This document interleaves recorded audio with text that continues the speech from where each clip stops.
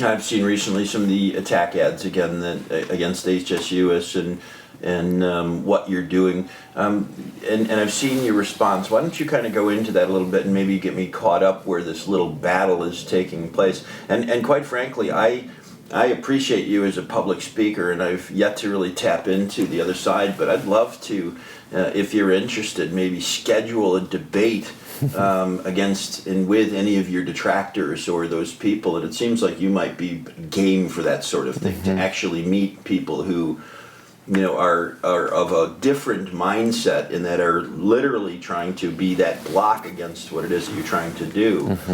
Get me caught up with the current situation. Well, as we have continued to become more effective at campaigning for change, we're seeing more blockers emerge. And sometimes these blockers take unfamiliar forms, or they fabricate an organization in order to hide really where the money's coming from, because it's all about money for these industries. They are concerned that we threaten their bottom line, that the change that we want is going to mean that they're not going to make as much money from exploiting animals. So we've had this all along. I mean, ever since I started actively campaigning and really pushing the envelope, whether it's outlawing cockfighting or upgrading laws against dogfighting or taking on the trophy hunting lobby or factory farming or the exotic animal trade, they've all been upset with our approach. Because do you try to walk in the door initially and say, "Hi, I'm Wayne. In essence, I'm Wayne Pacelle with the HSUS. We'd like to have a conversation with you before we join a campaign against you"? We always want to give people the option to figure out a pathway where everyone's a winner, and that doesn't mean that there's no sacrifice involved, or that some of this is not difficult in terms of change. But we always want to achieve our ends short of confrontation. But if confrontation must occur, then we work it within the bounds of socially acceptable discourse and within institutions like lawmaking bodies or corporate structures and the court of public opinion. But we're committed to it, and we think, again, the groups that rise up and try to caricature the work of HSUS or misrepresent who we are, what we believe, they're just trying to campaign in their own way. Unfortunately, we think sometimes they leave truth at the door. Give me, for instance, in this last attack, for instance, who was it? Who was behind it, and what were they trying to? In essence, they were trying to really tear down your initiative, correct?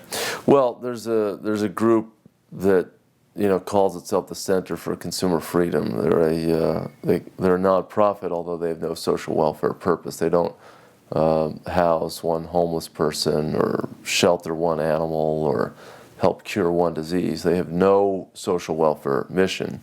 And the man who started it basically has seen an opportunity to make money by allowing corporations to fund his campaigns against public interest causes. And it started with Philip Morris giving money to this group to attack anti-smoking advocates, and then the alcohol industry gave it money to attack mothers against drunk driving.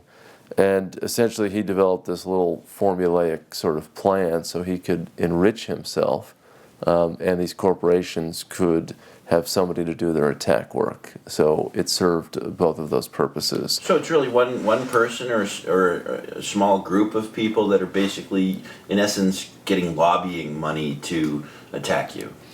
Well, it's one individual who's developed an enrichment scheme for himself that trades on the fears and the anxiety that certain corporate interests have over our work.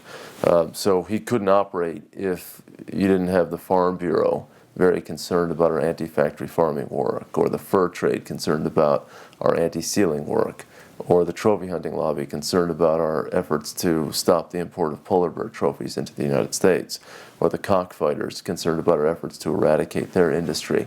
So they're just trading on the fears and the economic interests of all of these different industries. And their attempt is to try to to attack the messenger. They know they can't win a debate with us, with the American public, really on any of these issues. We've proved that through our successful ballot initiatives in California and Washington and Massachusetts and Florida and so many different states.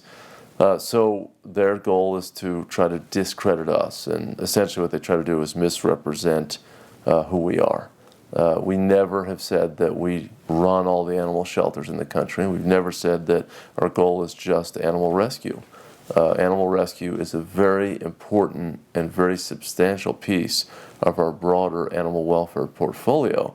But we've always been about fundamental change, about changing the laws, about changing corporate behavior, about changing minds and attitudes in the American consciousness. And we do that through many different means, all of which are entirely transparent on our website and our publications.